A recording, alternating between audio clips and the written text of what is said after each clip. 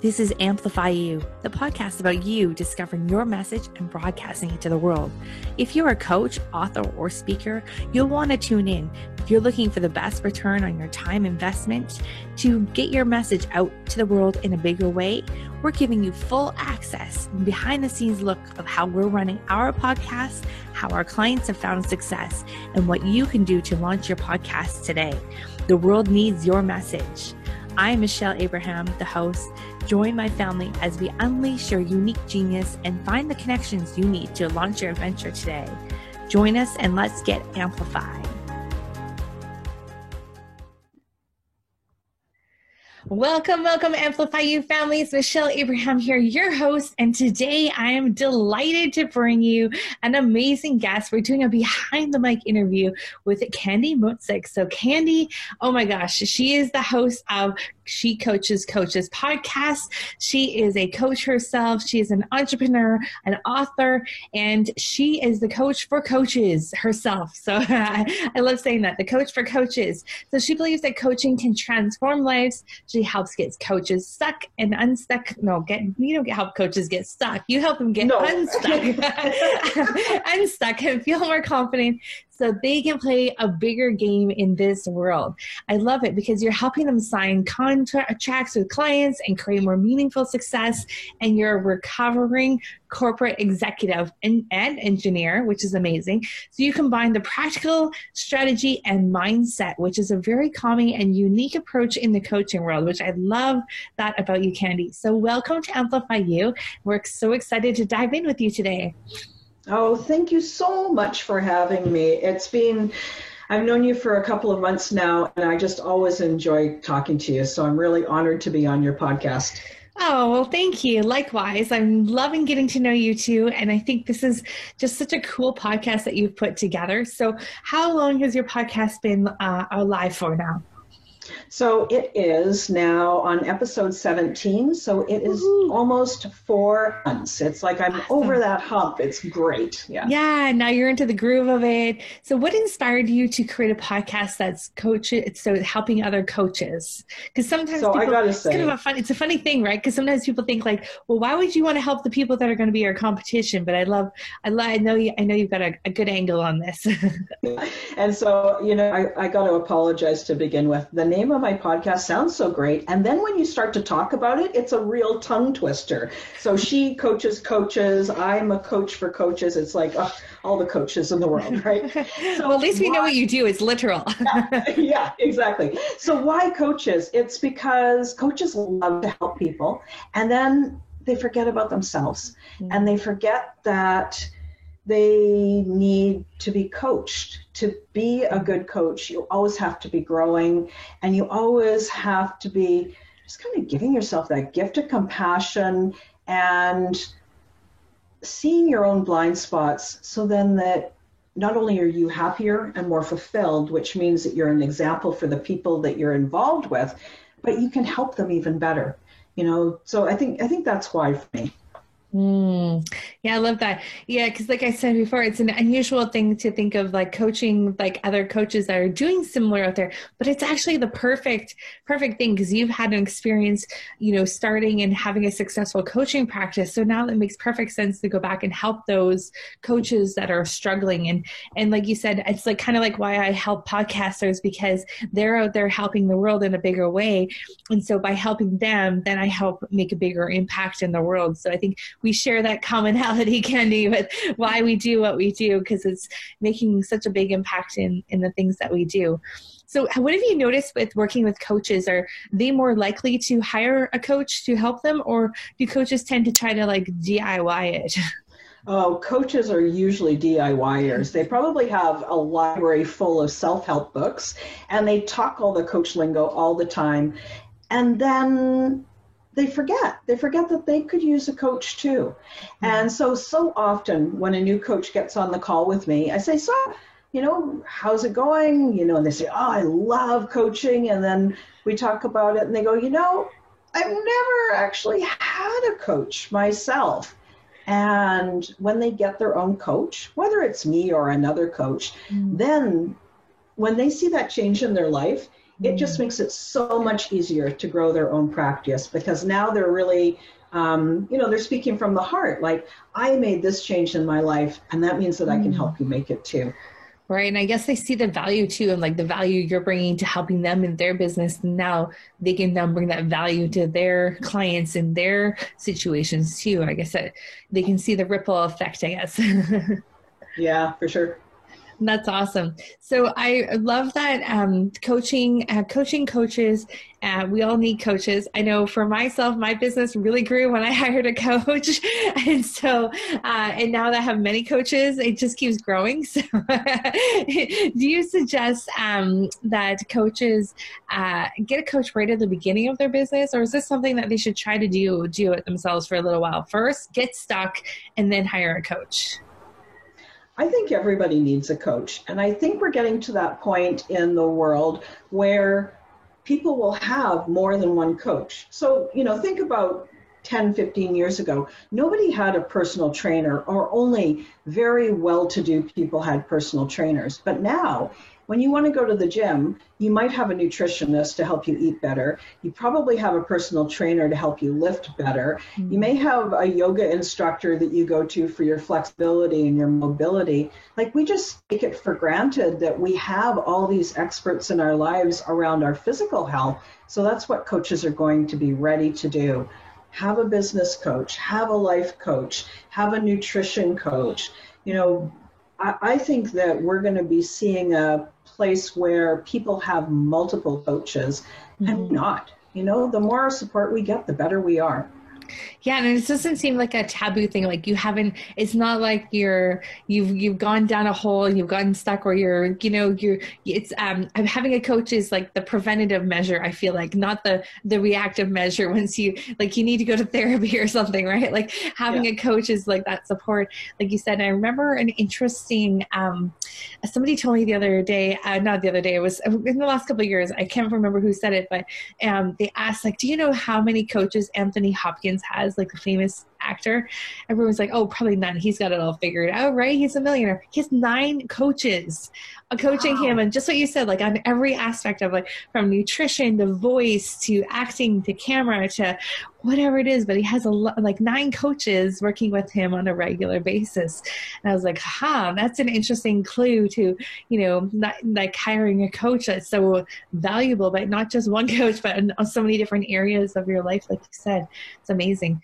So do you see coaches doing things wrong, or what are some of the things that you can really help us, shed some light on for a lot of one of the reasons that obviously we want to talk about your podcast, but one of the reasons that I really want to dig into this coaching is that so many of our podcasters are coaches. And so I love your insight on, what are some things that you see coaches doing that they could improve on out there? So one of the big things is that DIY mindset. Trying to do it all themselves. And so you're going to spend a lot of time and energy trying to figure it out for yourself, or you hire somebody that's going to help you. That investment saves you the time and energy, so then you can go and spend your energy doing the things that you're really gifted for. So that's one thing that I see with coaches. The other is getting stale. Not continuing to grow, not continuing to improve your coaching skills, watching coaches in other industries even, and going, gosh, what could I just learn from watching another coach, let alone even taking another certification? So always growing. I think that's another really big, good point for new coaches especially. Yeah, that personal development as well as the business development, right? Is that what you're saying? Yeah. Yeah. Mm-hmm. Yeah, I think that's great. I mean, we're always continually growing, and oh my gosh, you can learn so many things from so many people. And I just love that, when you're able to learn from other people, you adapt, like you said, in different markets that aren't necessarily the exact same as what you're doing. But someone who's teaching about finances, we could really learn how they're teaching and coaching on finances in our world too. I think that's great. So are you seeing, out of the coaches that you're working with and you're seeing some successes with them, what are some of the indicators of success for a coach? So indicators of success, I think it's people who are willing to feel any feeling, and that they expect that it's not going to necessarily go well right off the bat. But that's okay. They've got some resilience, so they can fall back on that. Lots of times we try something new and it goes great. And then other times it is just not. It is just an absolute mess. So an indicator for me is somebody who comes in, they've made a mess, and they go, wait a minute, what can I do here to bring this back? How can I feel good enough to try again? And one of the things that I really like to recommend people do is look for what went well. Even if it's a complete mess, there's still something that went well there, and watch for that. There's got to be something. Maybe it was just that you had that spark of courage to get out there, but look for something that went well. And if you can do that when you're building your coaching business, I think that it's going to really help you stay the course until you're successful. Celebrate those little wins. I remember starting in business. It was so hard because it was like for one peak, then I got there, and then it was to the next peak, and it was like, no, wait a second, like we need to like slow down for a second, appreciate what little marker that we just went through instead of blowing past. I think we have, especially women, have a tendency to like, what's next? Okay, what's next? What's next? Right? Like, let's just celebrate that win for 1 minute. Celebrate that win, soak it in. And otherwise you're not seeing success very quickly, right? You're always like forward focusing and not in the present as much, right?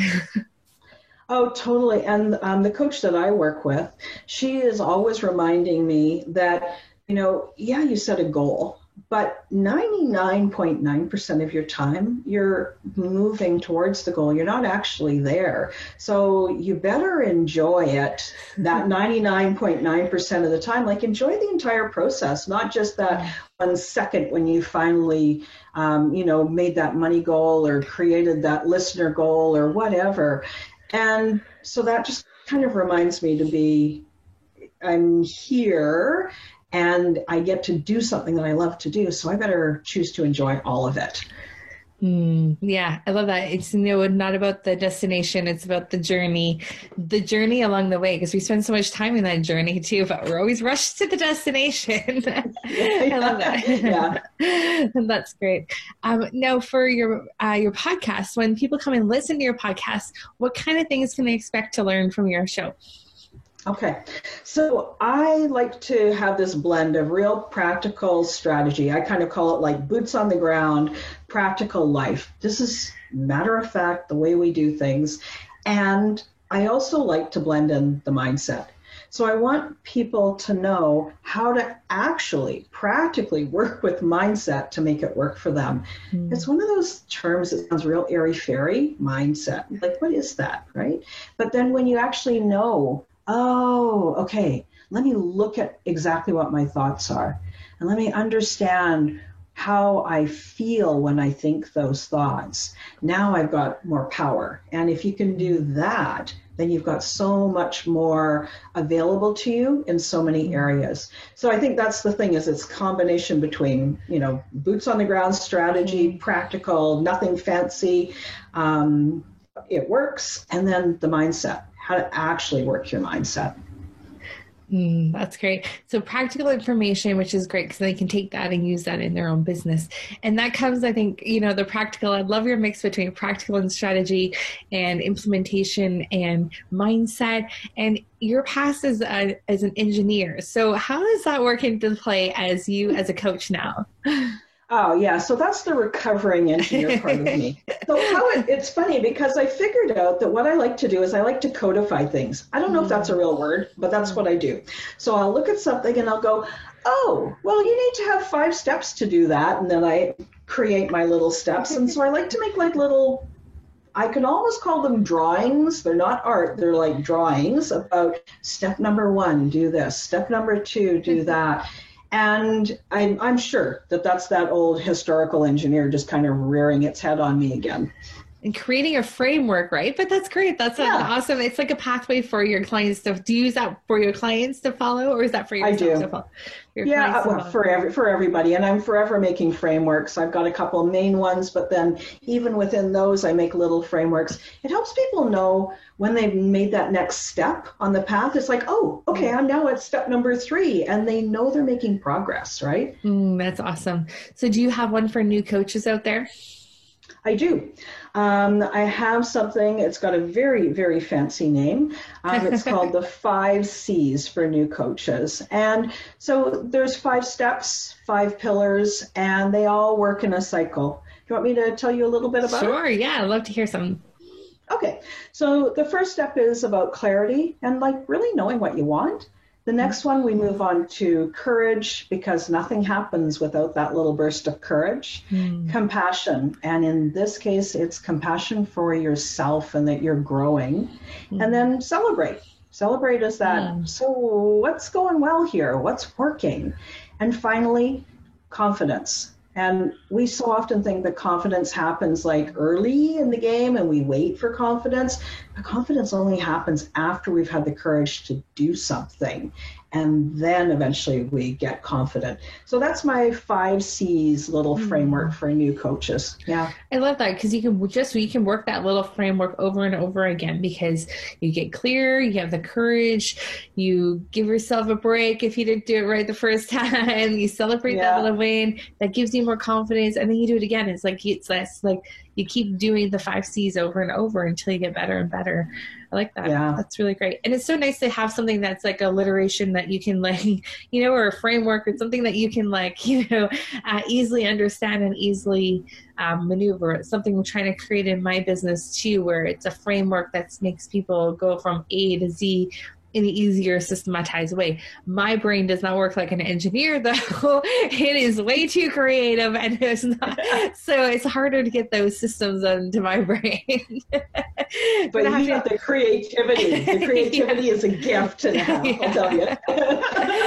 Oh my goodness. Sometimes too creative. And so it's, it's one of those things that, that's when a coach comes to you, you can really help them with a framework for their coaching program too. I see that being a real gift that you can also deliver. I don't know if that's something that you've even considered doing with your clients, but like helping them come up with their signature system and their framework, I think is definitely in your zone of genius. Oh, I love doing that. Yeah. I'm forever standing there with a bunch of Post-it notes trying to organize them and think, well, we did this first and then that second. And it's so much fun. It's so much fun. Yeah. That's awesome. That's so great. So what's been the best thing about having a podcast so far? The best thing is a couple of weeks ago, and it's still new, right? A couple of weeks ago, I was looking and I found out that there are people in 39 countries who have listened to my podcast. Now, sometimes it's only 1 or 2 people. And I don't care. Like right now we're in the midst of COVID. I can't travel. And so I can look at the map and go, oh, look at that. Somebody from, St. Kitts listened to my podcast.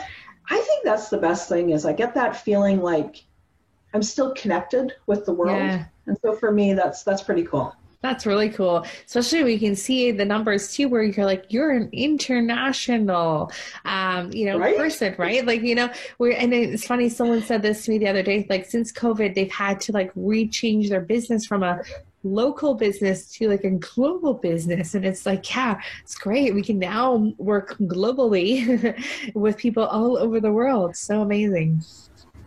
Yeah, it has been great. Yeah, that's so neat. So I love 39 countries. That's huge. Really that's good. Congratulations. Yeah. Oh, it's good for my geography too. Yeah, because you're like, where is that country? I remember telling someone the other day that they were like, oh, they were raised up in the rankings. They're number 2 or 3 in the country. I forget what country it is right now, but they're like, I've never even heard of that country. I'm like, well, they love you there. So put it on your travel plans to go visit. Yeah. That's awesome. So, Kenny, it's one of those things I'd love to hear. This is kind of where our podcast audiences want to grow through our podcast. But I think it's the same as coaches who want to grow their coaching clientele. Where do you suggest they go and look for clients if they're just getting started in a coaching space? Yeah. So the place to look for clients is individual, not individual to the client, but individual to the coach.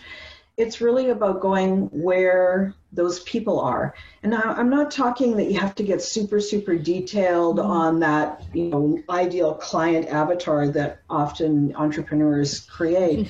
But if you like to talk to moms of little kids, where do those moms hang out? So go there. That's where they already are. Go to them, help them. And then eventually you'll be in a position to offer and invite them to come and work with you. So go to the place that your clients are. Yeah, and I think that goes for our podcast listener growth too. So relating it back to our podcasters that are listening to you, if you're growing a podcast, go to where your listeners are hanging out already. So I love that answer. It's the same answer for podcast growth too. Go to where they're hanging out, joining the conversation, right? Yeah. see if you can entice them with the little, leave your link to your podcast episodes and, talking about, the no yelling cure if they're talking to moms or something. I think that's a great. And also really genuinely, offer to help from that place of, I'm just being a helpful person. I'm not doing it with an agenda. Like can I help you? How could I help you? That's the biggest thing. People feel that and they want to work with that. Yeah, and I can feel that when I listen to your show too, Candy. I can feel that genuine want to give and want to help and want to support the coaches out there. So I think people listening to your show really get that feeling from you, and that's why they listen, because they know that you don't have a hidden agenda. You're there to deliver some amazing content and also really be there to support them in a real way, and it's authentic. It's not, and that's the thing I love about podcasting. You can't hide. You can't be inauthentic on a podcast. It's very hard to fake it for a long time. Yeah, and I really appreciate the compliment too. It's just, it means a lot to me. Thank you. Yeah, you're welcome. I love what you're doing. And I think there's such a need for coaches. And I think just, have you found that it's been hard to let new coaches know that they should have a coach, that coaches should be out, like it's a great idea to have a coach as a new coach? Or because I feel like, like we were talking before, they're kind of the do-it-yourself kind of thing. So how have you kind of bridged that gap from like them not really realizing that they need you until they're like, oh my gosh, I do need you? I try to say it, but I try to say it in a relatively gentle fashion because I've got this a really strong opinion about it. And I really don't want it to come across that I'm like, wow, that if you just did this, it would just be so much better. I don't want to be calling them out. I don't want to be making them go like, oh, gosh, that woman's kind of scary. So really, it's just person by person and inviting them. And reminding them too, like, I don't know, there's this kind of the feeling of if you see somebody having a challenge, it's so easy just to say, hey, I could help you. Just offer to really help somebody. Yeah. Yeah. I love it. You're so helpful. It's so the helpful one. Yeah. I know. Being helpful feels good, and it it really is really how I feel like it's really helped support me growing my business too. Like being helpful, but genuinely being helpful. People are attracted to that, and they can feel that from you. So I think that's amazing. And and similarly, I can really feel that from you, and that's one of the reasons that I chose to work with you. Is I'm like, oh my God, she's such a sweet person. She's so helpful, right? Yes, being helpful goes a long way, right? Oh, yeah. Totally does. So what are your plans for 2021? So for the podcast, for your coaching programs, let's see, what have you got coming up? Oh, so what I've got coming up is more weekly podcast episodes. And pretty soon, I'm speaking of courage and confidence, I'm going to get my courage up and start doing some interviews. So I'm looking forward to doing that, featuring some coaches. Some of the coaches that I feature will be my clients, and I'm super excited for that. I've got some amazing clients. And some will just be a different perspective on coaching. So that's it for the podcast. For me personally, I am working with a really fun beta program that I've created called Your First Paying Clients. I'm just doing my beta group right now, and we are just having a riot. It's so easy. I want to make it really practical. There's that practical world again. And of course I could do this. That trust in themselves that they can go out and get their first paying clients. That's the biggest hurdle for new coaches. So I'm doing this right now, and it's so much fun, and I'm hoping to grow it in 2021. Awesome. Yeah. Oh yeah, that's such a great idea for our program, because I think it's where a lot of people, I remember moving from the fitness industry. I had a lot of friends who were fitness professionals, nutritionists, and they would go out there in the world, get a business, get a website, and then not be able to get clients and just give up and go back and get a job. I was like, no, So just getting those first clients is such a monumental step in their success. That's amazing. Yeah, no, it's really fun. And the reason, I mean, it's such a fancy name of a program, Your First Paying Clients, but the reason and I'm calling it that is that's exactly what they told me they wanted. I did a survey. I love sending out surveys to my email list, and 67% of them said, I don't know how to get my first paying clients. And I thought, fine. Holy smokes, yeah. Fine, I could help you, right? Yeah. And so I thought, well, I could spend a lot of time figuring out a fancy name for it, or I could just start. And so we've just started, and it's working great. Yeah. And I think a literal name is probably the best when it comes to that. No hidden agenda as to what you're trying to do. Just trying to get your first paying clients. I love that. Yeah. And it's interesting because I want to bring back to our audience, just like, did you pick up on that nugget? Candy said she surveys her audience. And this is not the first time I've heard Candy say this before. So I know you survey your audience in your email list. So can you tell us a couple of things that you've done to, one, grow that email list, and then two, how are you using that list to then form your business in your programs? Yeah. So that's a big question. So let me see how I can be quick with that one. So to grow my list, the first thing is I grow it in a kind of an unusual way. I use Pinterest. Pinterest is organic. It is easy. It has long-term return for the effort that you put into it. And it is by far my best way of growing my email list.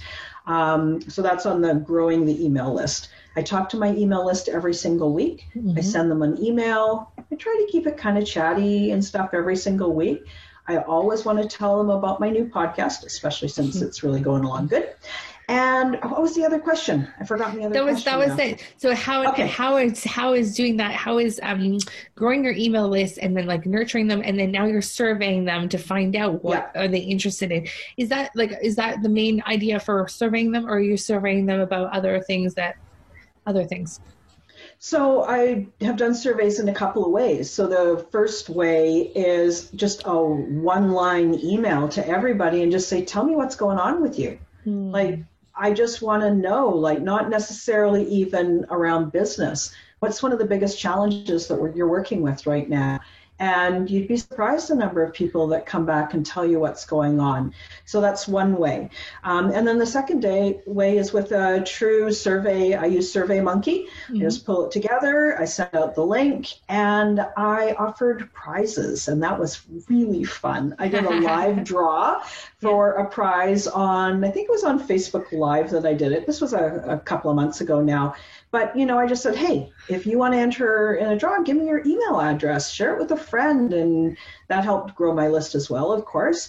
But then I got to do this live draw, which is super fun on Facebook, because I had to have somebody else hold the hat while I put the pieces of paper with their name on there. And I got a really nice chance to give somebody a gift. So it was cool. That's awesome. And what's really cool about being able to survey your audience is you got to see what's going on for them. Did you ask them several questions about what they were interested in or what they wanted to work on, or what were your questions like that you were asking? So a couple different kinds of questions. So the first was, of this list of 10 things, how many of them and which of them are a concern for you right now? So I did it that way, very short little answers, one-word answers. I also did some open text answers like, tell me what's going on, how could I help you best, what would you like to learn more about, a place where they felt like they could type in an answer and really talk to me about it. Yeah, so I used both ways. Yeah. Yeah, that's great, because then it's like sometimes it's your answers, what you think you're putting out there when they're picking it, and then it's nice to hear in their words. Then you can repeat their words back to them when you create the program, right? Yeah, and what was great, and I think for any of your audience that's listening, the thing that's so much fun is to treat it like a science experiment. Like, I don't have any idea what's important to them. I'm going to put it all out there, and then I get to be surprised and see what they respond with, right? And were you surprised by it being their first paying customers? Yeah. What did you think it was?